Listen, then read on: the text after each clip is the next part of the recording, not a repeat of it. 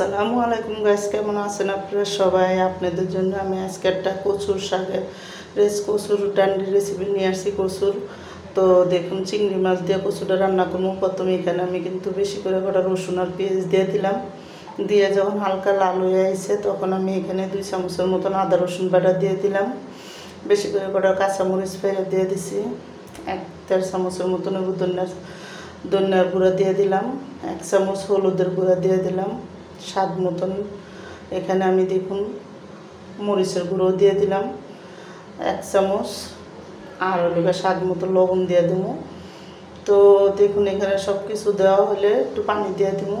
পানি দিয়ে ভালো করে লবণটা দিয়ে কচুটা মশলাটা ভালো করে কষায় নেব।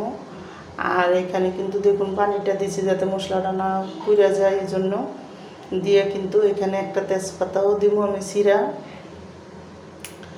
তো তেজপাতাটা দেখুন আমি চিরা কিন্তু মাঝখান থেকে দিয়ে দিব। আর এদিকে কিন্তু দেখুন কটা চিংড়ি মাছ বড় বড় দিকে দিয়ে দিলাম। দিয়ে কিন্তু ভালো করে মশলাটা কষায় নেব। তো মশলাটা ভালো করে কষাই নেব। আর আমি কিন্তু কচুর ডান্ডির আর কচুটা ভালো করে সিদ্ধ করে নিছি। আগে সিদ্ধটা আপনাদের দেখাইতে হয়ে গেছে, একটু ভিডিওটা সিদ্ধ করে বাপ দিয়ে পানিটা ফালাই নিছি। আর এখানে দেখুন স্বাদ মতন অল্প করে লবণও দিয়ে দিলাম আমি আরেকবার, একটু কম লাগছে এই জন্য।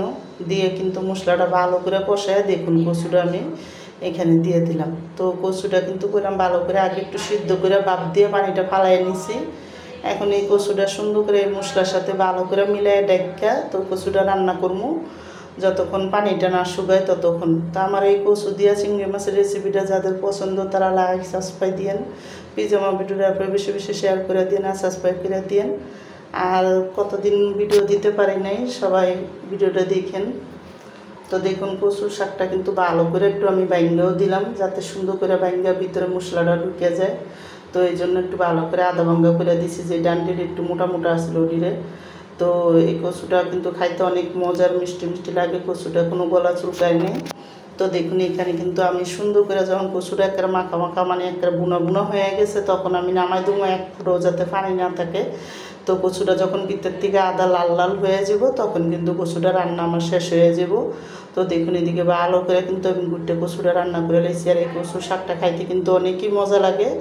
তো দেখুন আমি একটু দেখলাম যে লবণটা ঠিক আছে, দেখছি যে লবণটা আর একটু লাগবে, তো আমি আর একটু লবণও কিন্তু এখানে দিয়ে দিছি।